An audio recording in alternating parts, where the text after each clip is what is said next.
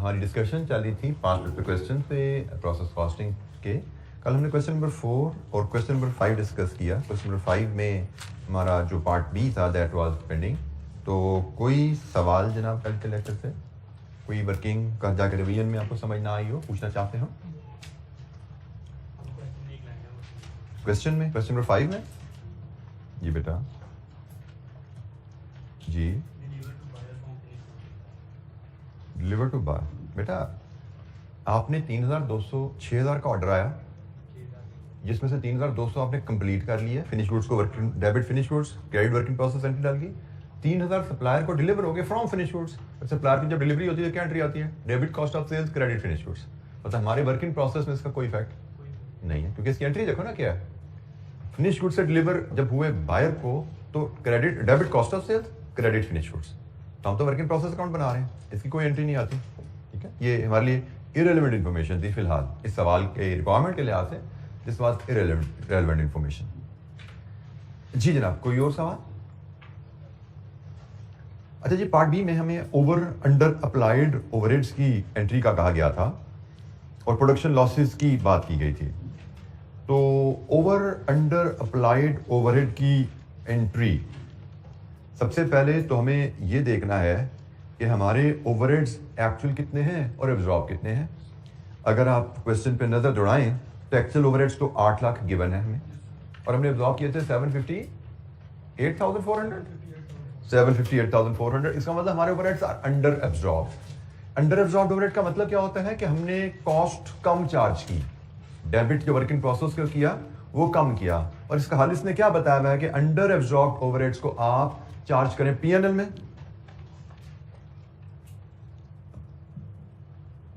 शुक्रिया। हमें प्रोसेस बताया हुआ है कि अंडर एब्जॉर्ब ओवरहेड्स को आप चार्ज करें पीएनएल में। तो इसका मतलब हमें जो एक एंट्री डालनी है यहाँ पे पार्ट बी हम कर रहे हैं। तो पहली एंट्री है जी डेबिट पीएनएल और क्रेडिट एफओएच, और हमारे यहाँ पे डिस्क्रिप्शन में लिखेंगे अंडर एब्जॉर्ब्ड एफओएच है, और वो है जी 8 लाख माइनस 758,400, ये बनता है जी 41,600। तो अगर यहाँ पे डेबिट यहाँ पे क्रेडिट लें तो पीएनएल 41,600 से डेबिट है और एफओएच 41,600 से क्रेडिट है। ये अंडर एब्जॉर्ब्ड ओवरहेड की रिकॉर्डिंग ठीक हो गया जी। तो अंडर एब्जॉर्ब्ड ओवरहेड की रिकॉर्डिंग होगी।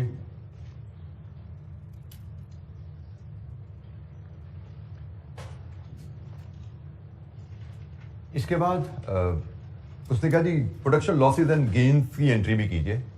हमने कल वर्किंग प्रोसेस अकाउंट बनाया था, तो वर्किंग प्रोसेस अकाउंट से अगर हम लॉसेस और गेन्स की कहानी ध्यान में लाएं तो लॉसेस एंड गेन में सबसे पहले वहां पे हमने नॉर्मल लॉस रिकॉर्ड किया। तो नॉर्मल लॉस की एंट्री सबसे पहले आएगी, और वो एंट्री होती है स्क्रैप अकाउंट डेबिट और वर्किंग प्रोसेस अकाउंट क्रेडिट। हमने वर्किंग प्रोसेस अकाउंट से बनाया था, तो जनाब ये working process account credit and that value was sale value कितनी 48,000। एंट्री नंबर 1 नॉर्मल लॉस आपने रिकॉर्ड किया, normal loss at sale value, ठीक है जी, ये रिकॉर्ड किया। इसके बाद नेक्स्ट स्टेप आपने प्रोसेस अकाउंट ध्यान में लाए तो आपने एबनॉर्मल गेन की एंट्री डाली थी, और एबनॉर्मल गेन की एंट्री होती है debit working process credit abnormal gain at full cost incurred in making such units. तो वो कितनी बनाई थी वैल्यू हमने 155,646। वर्किंग प्रोसेस डेबिट हुआ 155,646, वर्किंग प्रोसेस क्रेडिट हुआ, एबनॉर्मल गेन रिकॉर्डेड। अच्छा, जर्नल एंट्री के बारे में याद रखिएगा, a brief description is part of your journal entry. जब जर्नल एंट्रीज आपको कहा जाता है, काउंटिंग एंट्रीज कहा जाता है, brief description is part of your answer entry का हिस्सा होता है, unless examiner says itself narration is not required. अगर वो कहे, जैसे हमारे पास एक सवाल आएगा जिसमें उसने स्पेसिफिकली लिखा हुआ है काउंटिंग एंट्रीज दीजिए और आगे बताया हुआ नरेशन इज नॉट रिक्वायर्ड, मतलब सिर्फ डेबिट क्रेडिट लिख देना ही काफी है। तो यहां से हमें यही पता लगा कि रूटीन में जब भी हम जवाब दें हमें नरेशन, बेशक जिसमें मैंने छोटी सी लिख दी है, बिल्कुल खैर ये तो एब्रीवेटेड वर्जन है, लेकिन इतनी सी नरेशन कि normal loss recorded at sale value, it is narration आपको जरूर लिखनी है, unless examiner gives you permission to skip that. Otherwise शायद अगर 1.5 नंबर की एंट्री है तो 1 नंबर इसका होगा, हो सकता है आधा नंबर इसका हो सकता है। ठीक है, तो ये आदत रखिएगा आपने। अच्छा जी, अब हमने क्या करना है, 2 अकाउंट क्लोज करने हैं, एक अब नॉर्मल गेन अकाउंट क्लोज करना है और एक स्क्रैप अकाउंट क्लोज करना है। एबनॉर्मल गेन अकाउंट की कहानी अगर आप ध्यान में लाओ, हम क्या करते थे, 2 स्टेप वहां करते थे। एक, हमने एबनॉर्मल गेन यूनिट्स को स्क्रैप अकाउंट में ट्रांसफर करना होता था सेल वैल्यू पे, एबनॉर्मल गेन से स्क्रैप अकाउंट क्रेडिट होता था, और दूसरा बैलेंसिंग फिगर एबनॉर्मल गेन से पीएनएल क्रेडिट होता था। इसका मतलब नॉर्मल गेन डेबिट होता है और क्रेडिट होता है स्क्रैप अकाउंट, क्रेडिट होता है पीएनएल अकाउंट। ये कंप्लीट एंट्री हमारी ये बनती है। तो जनाब एबनॉर्मल गेन अकाउंट को क्लोज करने की एंट्री बनती है, एबनॉर्मल गेन अकाउंट डेबिट होगा सेम अमाउंट से जिससे क्रेडिट किया था पिछले स्टेप में, और स्क्रैप अकाउंट क्रेडिट होगा और पीएनएल क्रेडिट होगा। स्क्रैप अकाउंट क्रेडिट होता है abnormal gain units transferred to scrap account at क्या थी वैल्यू 150 और यूनिट से कितने 200 यूनिट्स 150 पे गए। इसका मतलब क्रेडिट आया यहां पे 30,000 और इसको मैं कंटिन्यू कर दूं, balance is transfer to PNL. ये डिस्क्रिप्शन भी हमारी कंप्लीट हो गई।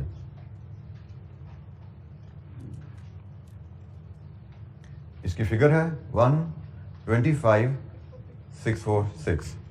लीजिए जी, ये हमारा एबनॉर्मल गेन अकाउंट भी क्लोज हो गया। सो यहाँ पे एबनॉर्मल गेन अकाउंट हमने एबनॉर्मल गेन बुक किया, यहाँ पे एबनॉर्मल गेन हमने क्लोज कर दिया। क्लोज करने का तरीका जो हमने लेजर में देखा था उसी को मैंने जर्नल एंट्री की शेप दे दी। नथिंग न्यू, कोई नई चीज यहाँ पे नहीं है हमारे पास। जी कोई सवाल? इसके बाद आखिरी एंट्री रहेगी हमारी स्क्रैप अकाउंट को क्लोज करना। गेन्स एंड लॉसेस की जब बात करते हैं तो स्क्रैप अकाउंट को क्लोज करना, that is the last counting entry. और उसमें हमने कहा जी हमने जितने यूनिट स्क्रैप में भेजे हैं फॉर सेल कैश के against, cash debit credit scrap, इसको क्लोज करते हैं। तो हमने कहा जी एक्चुअल लॉस यूनिट्स सोल्ड, ठीक है जी। अब यहां पे ख्याल रखना है कैश में सिर्फ एक्चुअल लॉस के अगेंस्ट आता है, और अगर आपने सवाल पढ़ा हुआ तो आपका एक्चुअल लॉस था 120 यूनिट्स का, 120 यूनिट्स इंटू 150, ऐसा ही है। तो ये आपका बना 18,000। और यहां से आप एक चीज और अपनी तसल्ली कर सकते हो कि इस एंट्री से आपका स्क्रैप अकाउंट भी जीरो हो जाता है, क्योंकि आपने स्क्रैप अकाउंट को पहले डेबिट किया था। स्क्रैप अकाउंट को डेबिट किया था 48,000 से, इसको क्लोज करना है तो स्क्रैप अकाउंट ने क्रेडिट भी 48 से होना है ना।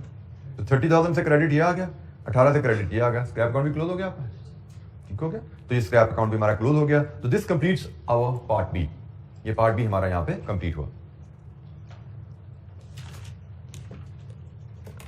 अकाउंटिंग एंट्रीज में कोई नई चीज नहीं है। हमने जो जनरल लेजर बनाने सीखे थे, सिर्फ प्रेजेंटेशन डिफरेंटली यहाँ पे मांगी थी। हमने अपनी अंडरस्टैंडिंग जैसे हमने माशाल्लाह बिल्ड की हुई है उसके मुताबिक हमने यहाँ पे अकाउंटिंग एंट्रीज की शेप में वो तमाम डाटा प्रेजेंट किए।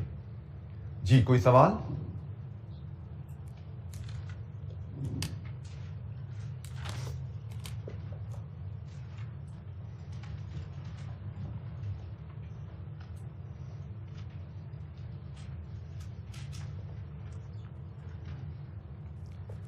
अच्छा जी, नेक्स्ट क्वेश्चन को अब हमें देखना है, दैट इज क्वेश्चन नंबर 6। एक और क्वेश्चन देखते हैं और देखते हैं इसमें कोई नई चीज हमारे पास है डील करने को, या कोई सारी वही बातें जो पुरानी हम करते आ रहे हैं। तो let's read the question, question number 6।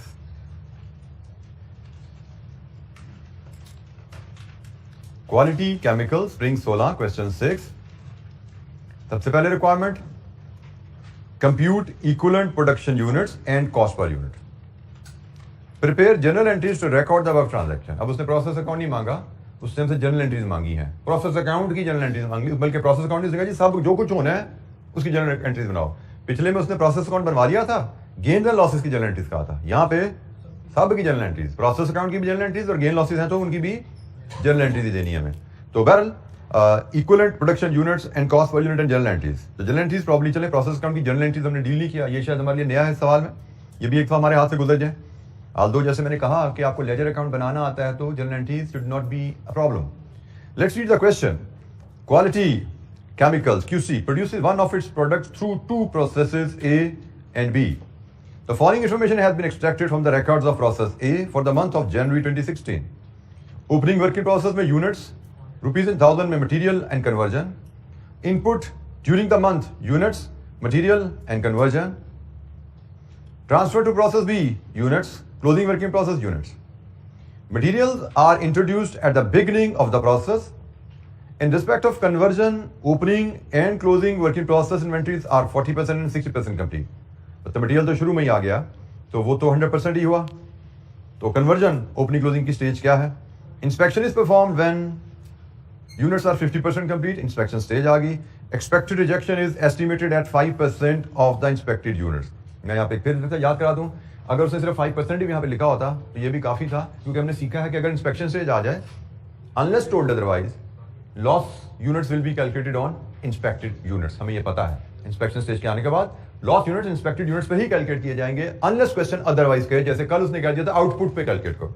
वहां पे उसने कहा इंस्पेक्शन स्टेज गिवन थी, लेकिन सही फिनिश गुड्स जो ट्रांसफर किए उस पर कैलकुलेट करो। तो जैसा कहा वैसे कर लिया, लेकिन जहां पे क्वेश्चन साइलेंट हो हमें गाइडलाइन पता है।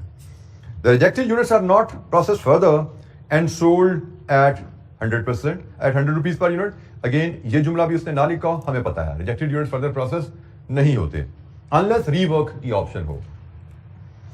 QC uses weighted average method for inventory valuation। हमें इस इंफॉर्मेशन की जरूरत थी क्योंकि ओपनिंग वर्किंग प्रोसेस यहाँ पे इन्वॉल्व है। तो एवको मेथड है, compute equivalent production units and cost per unit 5।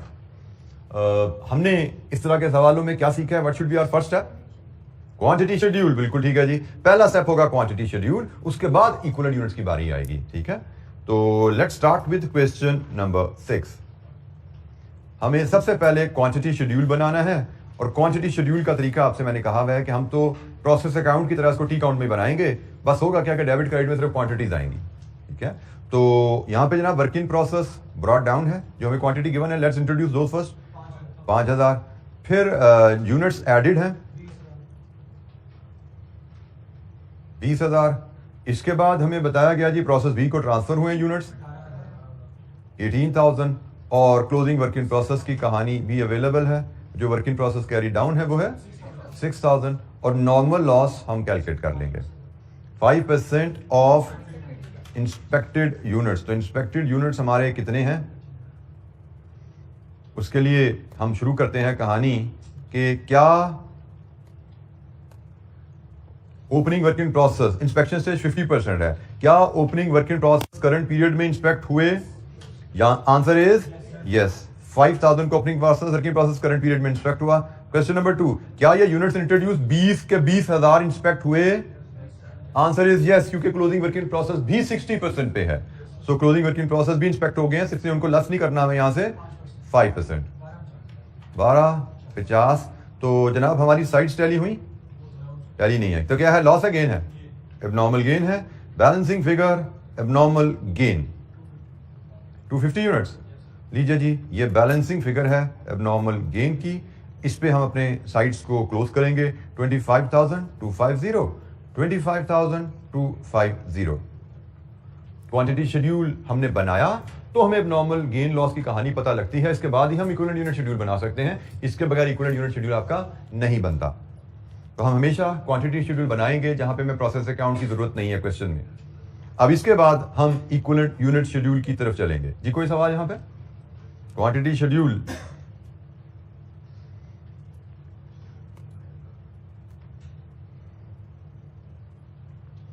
Equivalent unit schedule का फॉर्मेट हमारा रहेगा, आउटपुट एवको मेथड पे बनाना है जी, ख्याल रखना है। फुल यूनिट्स, परसेंटेज, और स्टेज ऑफ कंप्लीशन के लिहाज से 2 कॉलम चाहिए, क्योंकि मटेरियल शुरू में डाला, कन्वर्जन की स्टेज उसने क्लोजिंग वर्किंग प्रोसेस की लिहाज से बताई भी है। तो ये जनाब हमारा फॉर्मेट रहेगा, output full units, percentage of completion, equivalent units, material and conversion.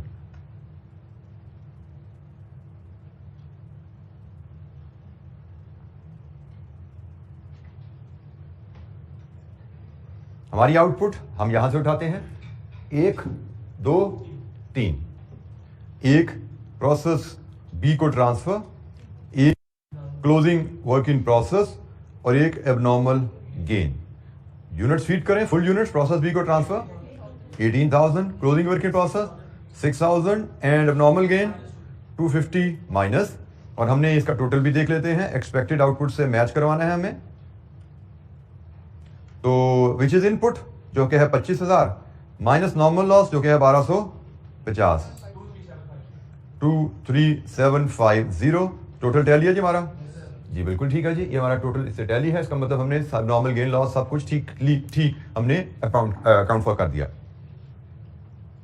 अब प्रोसेस बी को ट्रांसफर, स्टेज ऑफ कंप्लीशन हर लिहाज से 100%। Closing work in process material शुरू में ऐड किया गया 100% है। कन्वर्जन ग्रेजुअली ऐड हुई क्लोजिंग वर्क इन प्रोसेस की 60% है। एबनॉर्मल गेन मटेरियल शुरू में ऐड किया गया, मटेरियल में 100% लगा होगा, और कन्वर्जन इंस्पेक्शन स्टेज कितनी है 50%। इंस्पेक्शन स्टेज से मुताबिकत के हिसाब से हमने एबनॉर्मल गेन दिया। तो अब जनाब हम कन्वर्जन इक्विवेलेंट यूनिट्स कैलकुलेट कर सकते हैं मटेरियल के भी कन्वर्जन के भी। तो मटेरियल में 18,000, 6,000, 3,600, 250 नेगेटिव एंड 125 नेगेटिव। लीजिए जी, this gives us equivalent units 23750, 21475 equivalent unit schedule हमारे पास। जी एनी क्वेश्चन? हमसे कहा गया था जी इक्विवेलेंट यूनिट शेड्यूल और कॉस्ट पर यूनिट।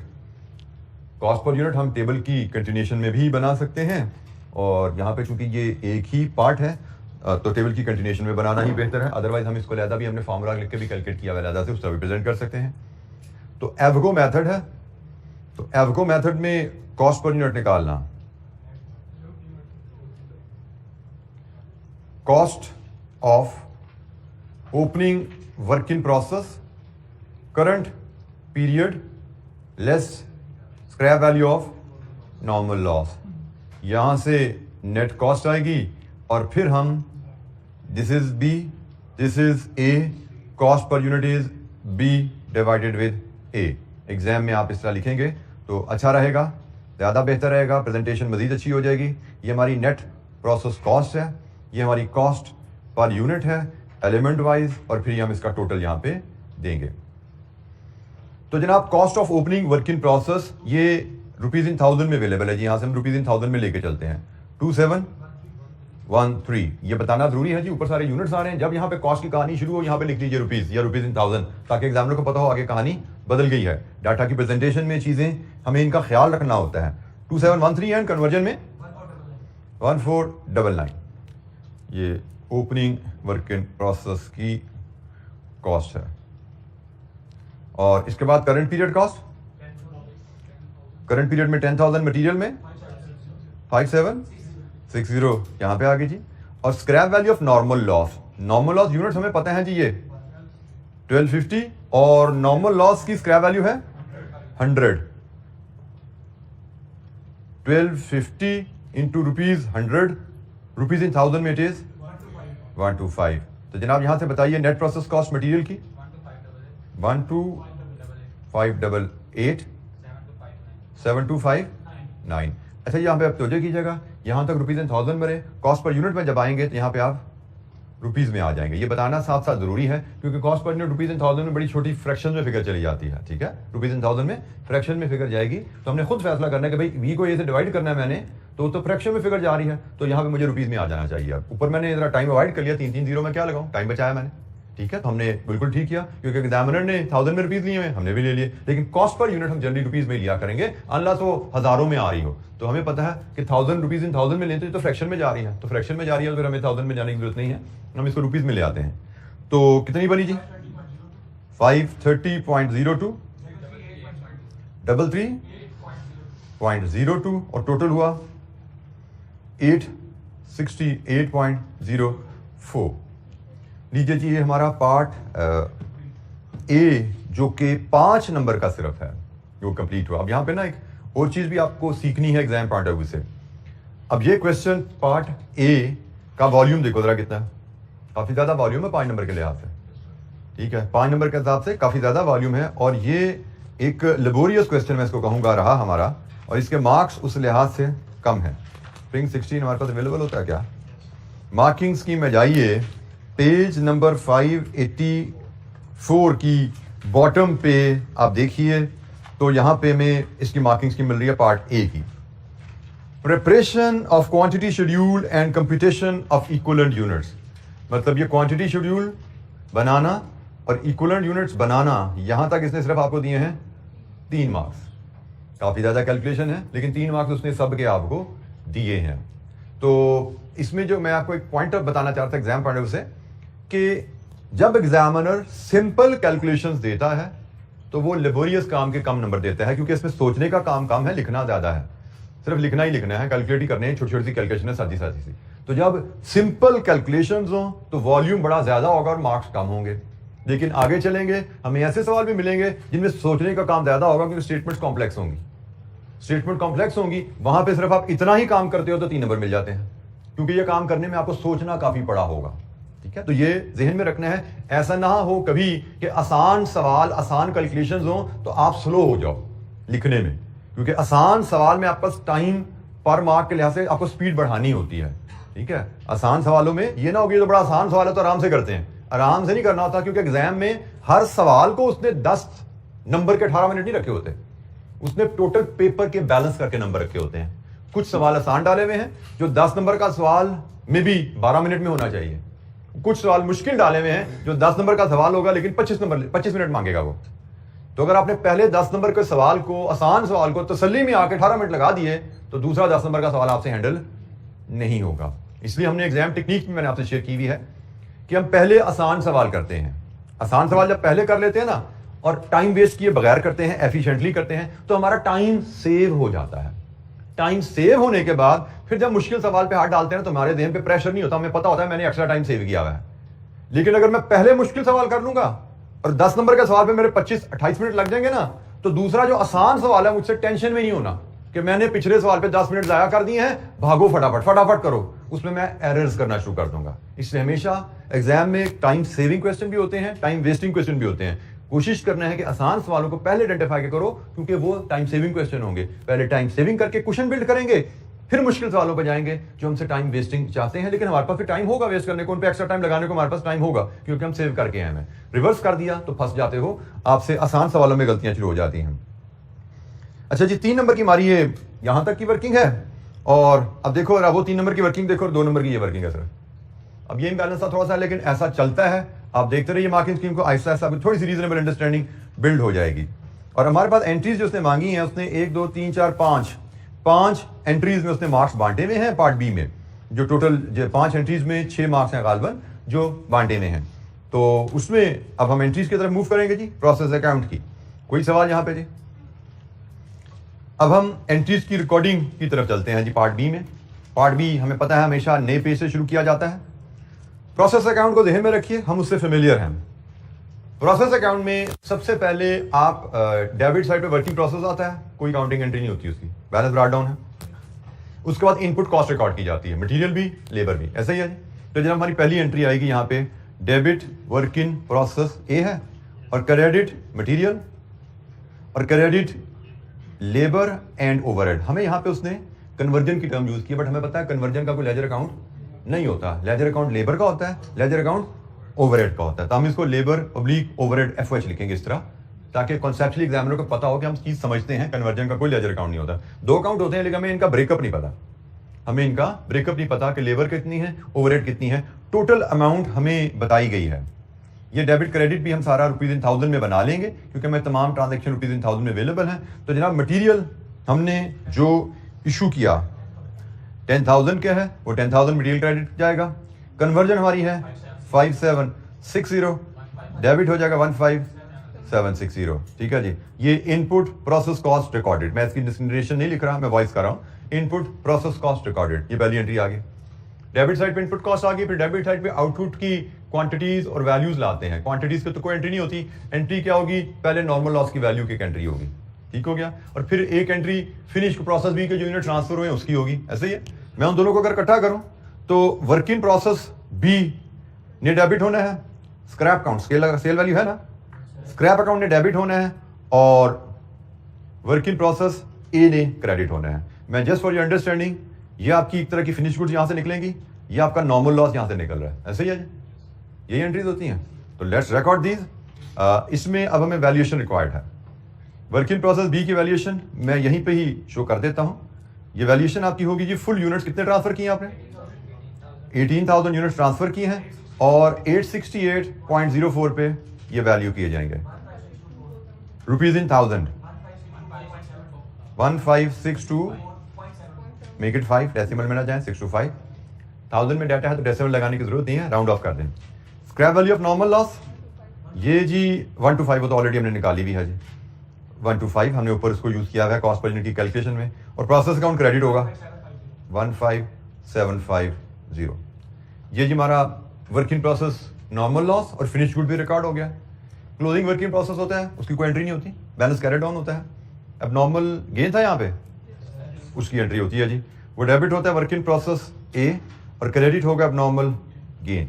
अब नॉर्मल गेन की वैल्यू भी हम यहीं पे कर लें फुल यूनिट्स तो नहीं थे ना 250 इंटू मटीरियल की कॉस्ट 530.002 और 125 थे कन्वर्जन के 388.02 कितनी वैल्यू बनी 338 है 338.02 जी क्या वैल्यू है 175 कर लीजिए 175 कर लीजिए राउंड ऑफ में ये अब नॉर्मल गेन हो गया। अब हमारी दो एंट्रीज रह गई हैं उसने एक तमाम एंट्री कहा तो हम तमाम एंट्रीज डालेंगे प्रोसेस अकाउंट से रिलेटेड। प्रोसेस अकाउंट हमारा क्लोज हो चुका है अब हमें नॉर्मल गेन को क्लोज करना है और स्क्रैप को क्लोज करना है ठीक हो गया। तो अब नॉर्मल गेन को क्लोज कैसे किया जाता है डेबिट अब नॉर्मल गेन 175 से credit scrap and credit P&L और स्क्रैप में आपके जाएंगे 250 यूनिट्स इंटू 100 तो ये बने 25 है 25 स्क्रैप में गए 150 P&L में गए ये आपका अब नॉर्मल गेन अकाउंट क्लोज हो गया। अब नॉर्मल गेन क्रेडिट हुआ 175 से क्लोज करने के लिए डेबिट किया 175 से और स्क्रैप अकाउंट अब नॉर्मल गेन के यूनिट स्क्रैप वैल्यू पे स्क्रैप अकाउंट को क्लोज किए गए P&L बैलेंस अमाउंट से चार्ज हो गया जी जनाब। आखिरी एंट्री रहेगी स्क्रैप अकाउंट की और स्क्रैप अकाउंट में हमने पढ़ा भाजी कैश डेबिट होता है स्क्रैप अकाउंट क्रेडिट होता है और कैश कितना जितने एक्चुअल लॉस था आपका और एक्चुअल लॉस आप अपनी क्वांटिटी शेड्यूल से बना सकते हो 1250 नॉर्मल था और अब नॉर्मल गेन था 250 इसका मतलब actual loss 1000 actual loss 1000 units का है। मैं यहाँ पे चल लिख भी देता हूँ 1250 नॉर्मल लॉस था 250 से नॉर्मल गेन था एक्चुअल लॉस आपका 1000 है 1000 इंटू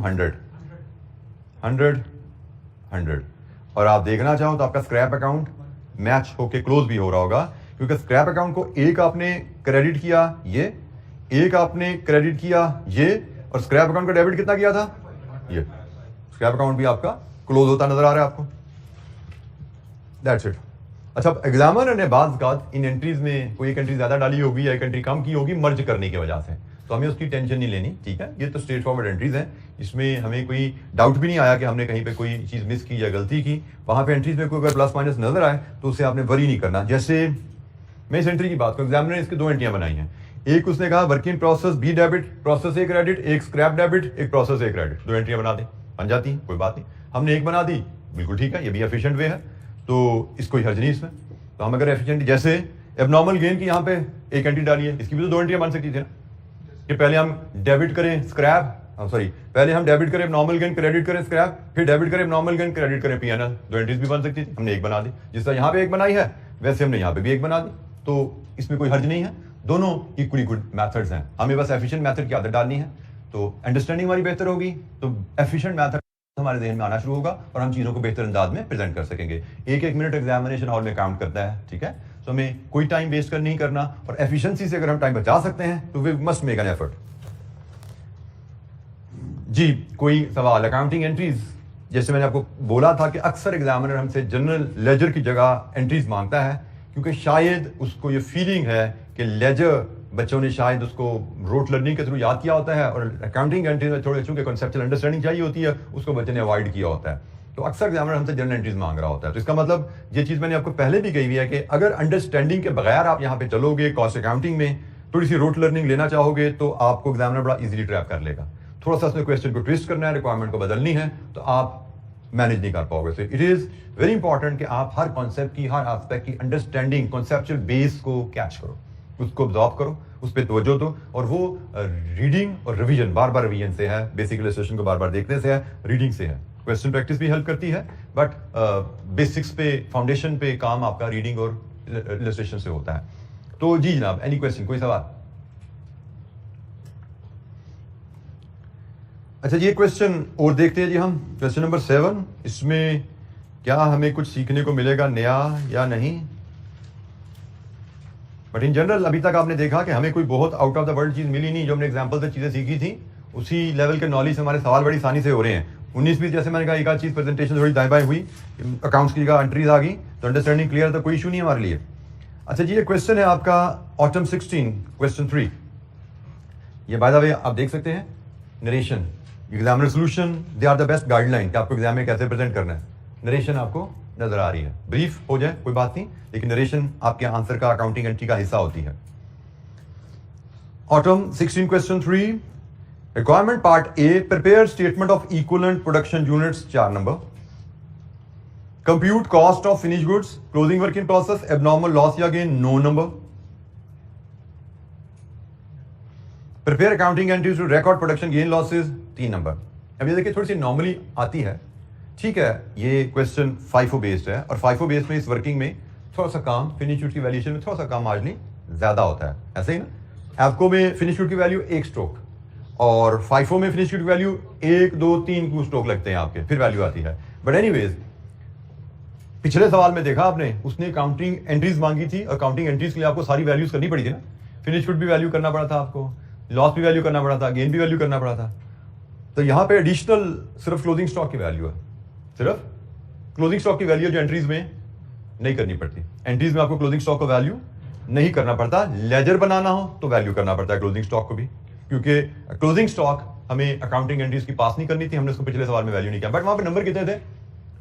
6 वैल्यूएशन के नंबर थे 6, और यहां पे वैल्यूएशन के नंबर है 12।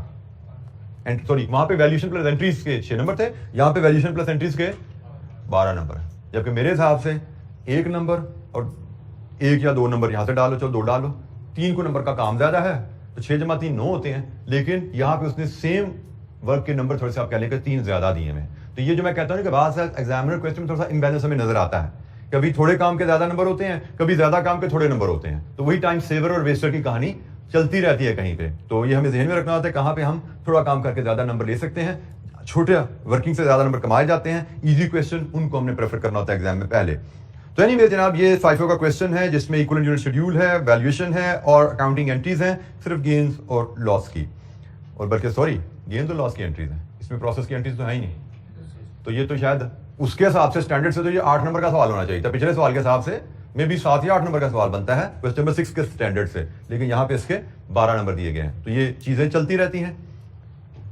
अच्छा जी, बेला एंटरप्राइजेस का क्वेश्चन है, BE produces a chemical that requires 2 separate processes for its completion. Following information pertains to process 2 for the month of August 16.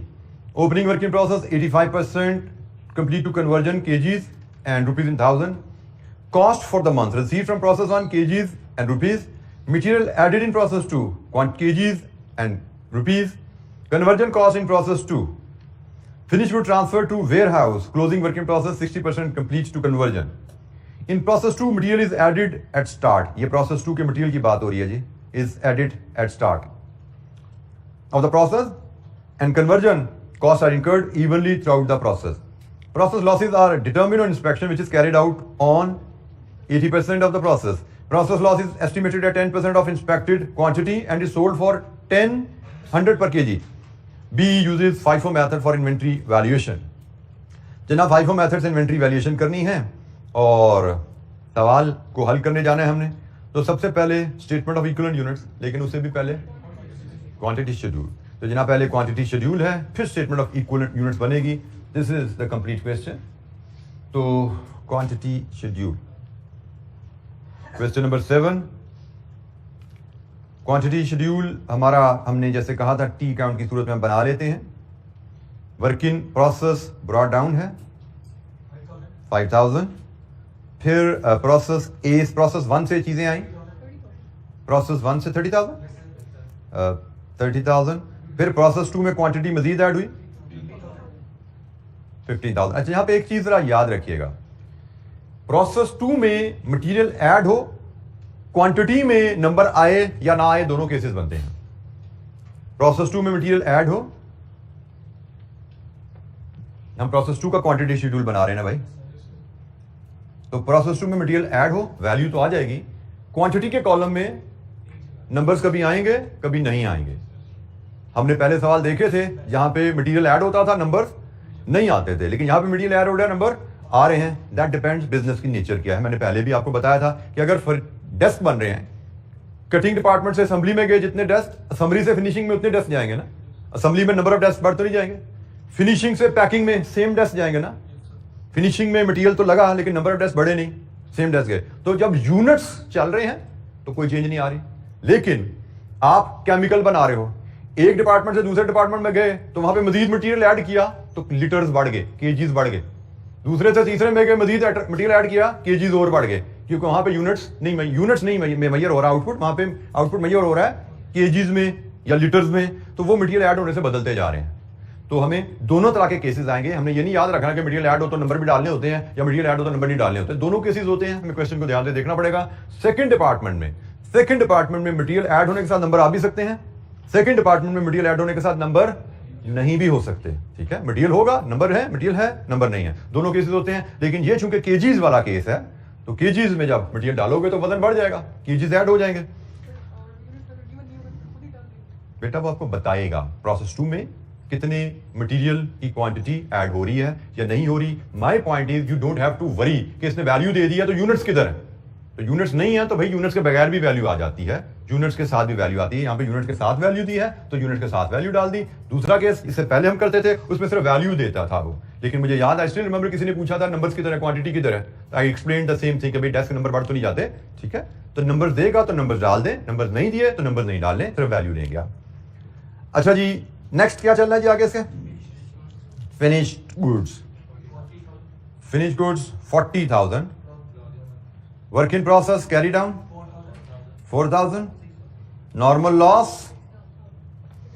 Inspected units का 10%, इंस्पेक्शन स्टेज है 80, तो ओपनिंग वर्क इन प्रोसेस हमारा 85 पे पड़ा हुआ था, वो तो इंस्पेक्ट नहीं हुआ। बाकी ये दो बचे 45,000, तो ये 45,000 क्या सारे का सारा इंस्पेक्ट हुआ? क्लोजिंग स्टॉक को देखो, वो 40,000 पे 60% पे पड़ा हुआ है, तो क्लोजिंग स्टॉक इंस्पेक्ट नहीं हुआ। हमारी इंस्पेक्शन ये है जी, ये इंस्पेक्ट नहीं हुआ, ये पिछले पीरियड में इंस्पेक्ट हो गया था। इसमें से 45,000 में से closing work in process inspect नहीं हुआ। ठीक है जी, ये माइनस कर दिया और इसका लेना है 10%, 410, ऐसा ही है। 4,100 इज 10%, 4,100 इज 10%। तो बैलेंस साइड हुई,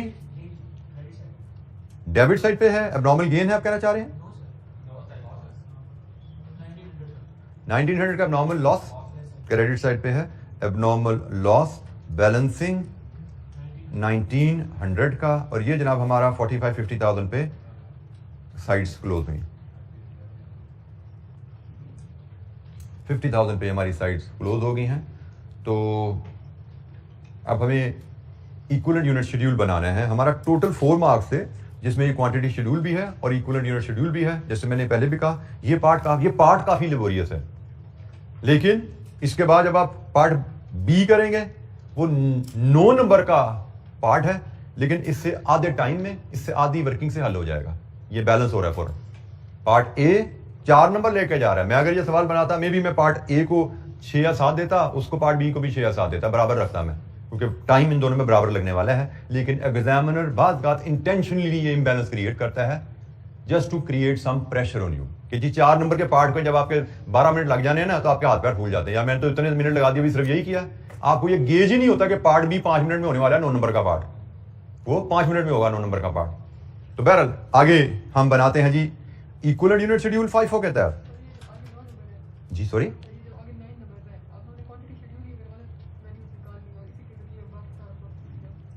बेटा, क्वांटिटी शेड्यूल अगर आप बनाएंगे ही नहीं, बनेगा नहीं, तो इक्विवेलेंट यूनिट शेड्यूल कैसे बनेगा आपका? फॉर एग्जांपल क्या वैल्यू अपने गलत डाली होगी?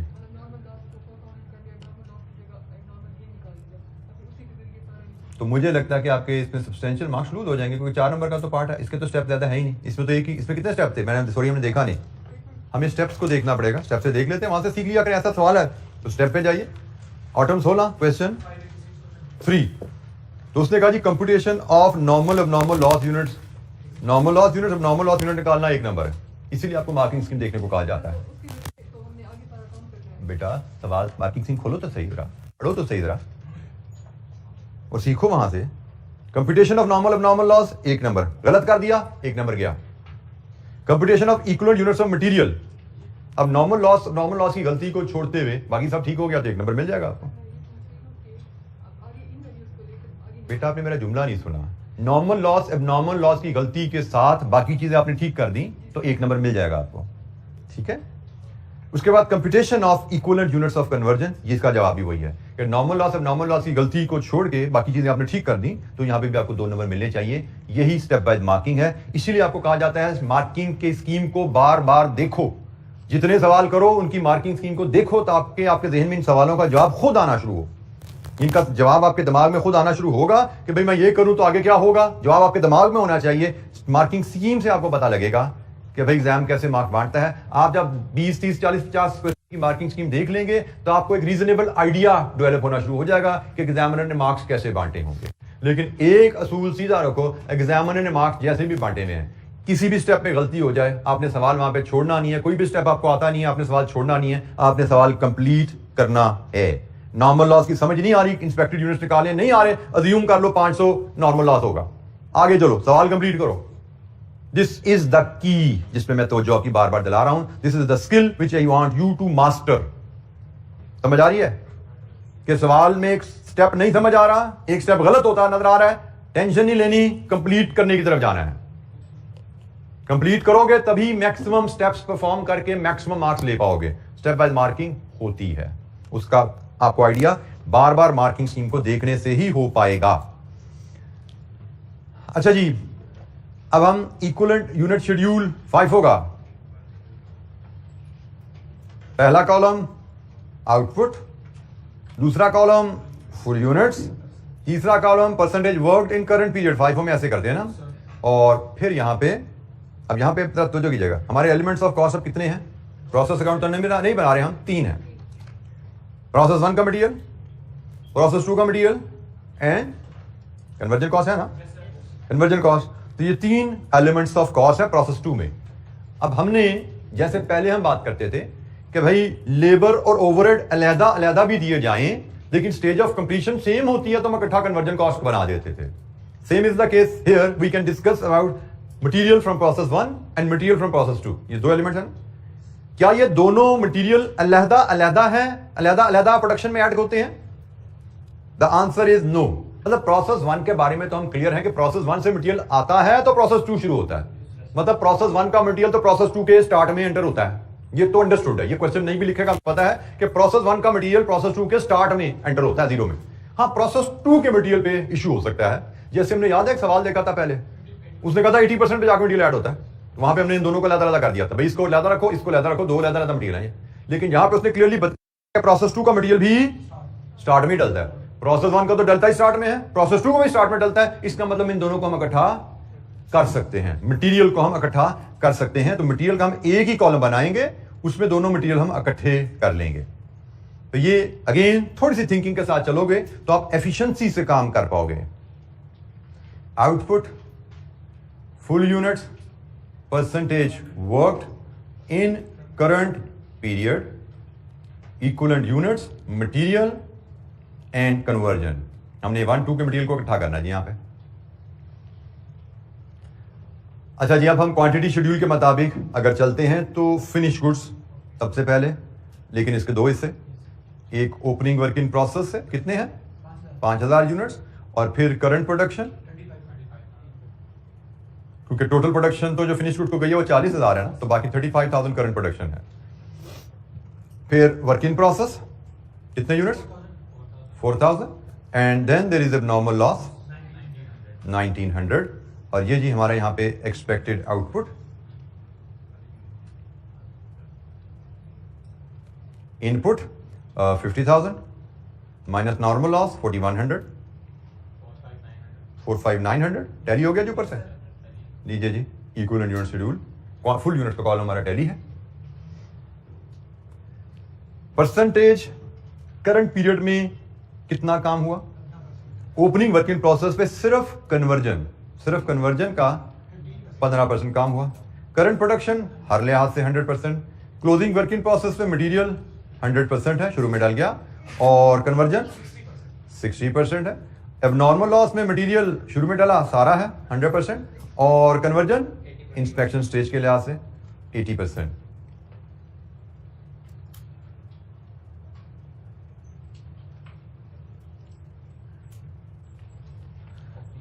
Opening work in process 750 in conversion 35,000 material 35,000 conversion 4,000 material and 2,400 conversion 1,900 material and 1,520 conversion equivalent units 40,900 39670 ये जी 4 नंबर का पार्ट हमारा हुआ। ये हमारा पार्ट ए हमने कंप्लीट किया है जिसमें हमसे इक्विवेलेंट यूनिट स्टेटमेंट मांगी गई थी। तो उसके लिए हमने पहले क्वांटिटी शेड्यूल बनाया पार्ट ए में और फिर हमने ये इक्विवेलेंट यूनिट स्टेटमेंट बनाई। हमारा पार्ट ए कंप्लीट। अच्छा जी, इसका पार्ट बी में उसने हमसे कॉस्ट मांगी है फिनिश गुड्स की, क्लोजिंग वर्क इन प्रोसेस की, एब्नॉर्मल लॉस की, लेकिन उस कॉस्ट से पहले हमें कॉस्ट पर यूनिट बनानी पड़ेगी। ठीक है ना। तो हमें पार्ट बी जब शुरू होगा तो पहले हमें कॉस्ट पर यूनिट बनानी पड़ेगी और कॉस्ट पर यूनिट आपको FIFO में पता कैसे बनती है। Cost input process cost divided with equivalent units. Opening stock की कॉस्ट यहां पे ऐड नहीं होती और अगर स्क्रैप वैल्यू नॉर्मल लॉस की होगी जो कि इस केस में है तो वो मटेरियल की कॉस्ट में से लेस होगी। तो मटेरियल की कॉस्ट में आपने जो ख्याल रखना है, चले मटेरियल की कॉस्ट में आपके सामने कैलकुलेट कर देता हूं। बाकी ये सवाल आपने खुद कंप्लीट करना है। मटेरियल कॉस्ट पर यूनिट में कैलकुलेट करता हूं। Material from process 1 18,000 rupees in 1000 में है क्योंकि हमें कॉस्ट हमें रुपीज में निकालनी होती है। 3 जीरो में साथ लगा रहा हूं। Material of process 2 10,000 minus scrap value of normal loss. Normal loss of 40,100 और स्क्रैप वैल्यू है ₹100 divided with equivalent units of material 40,900।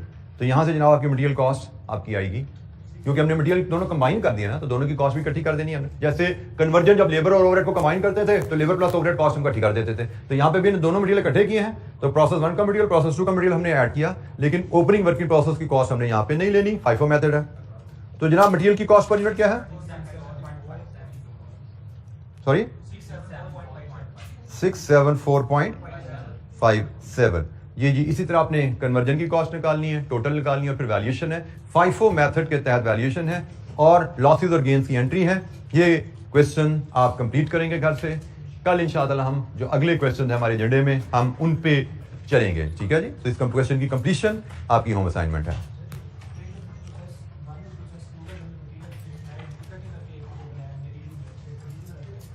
Process 1 और प्रोसेस 2 का मटेरियल हमने इकट्ठा क्यों किया? प्रोसेस 1 का मटेरियल तो हमें पता है वो प्रोसेस 2 के शुरू में ऐड होता है और प्रोसेस 2 का मटेरियल भी क्वेश्चन में बताया गया है वो भी प्रोसेस 2 के शुरू में ही ऐड हो रहा है। तो जब दोनों मटेरियल प्रोसेस के शुरू में इकट्ठे ऐड हो रहे हैं तो इनको इकट्ठा ट्रीट कर लेंगे। अगर तो एक शुरू में होता है एक आगे जाके कहीं होता तो हम इनको अलग-अलग रखते। लेकिन जब दोनों इकट्ठे हो गए प्रोसेस 2 के स्टार्ट में ऐड हो गए हैं तो हम इन दोनों को कंबाइन करके ट्रीट करेंगे क्योंकि इनको मिला के हमने प्रोसेस में डाला ना। हमने एक तरह का प्रोसेस 1 का मटेरियल भी शुरू में गया, प्रोसेस 2 का मटेरियल भी शुरू में गया, तो प्रैक्टिकली मिला के डाला ना इनको हमने। तो जब मिला के डाला है तो यहाँ पे भी मिला दो, यहाँ पे भी मिला दो। ठीक है। आज के लिए इतना ही, बाकी इंशाल्लाह कल हम कंटिन्यू करेंगे नेक्स्ट क्वेश्चन से। Thank you. अस्सलाम वालेकुम।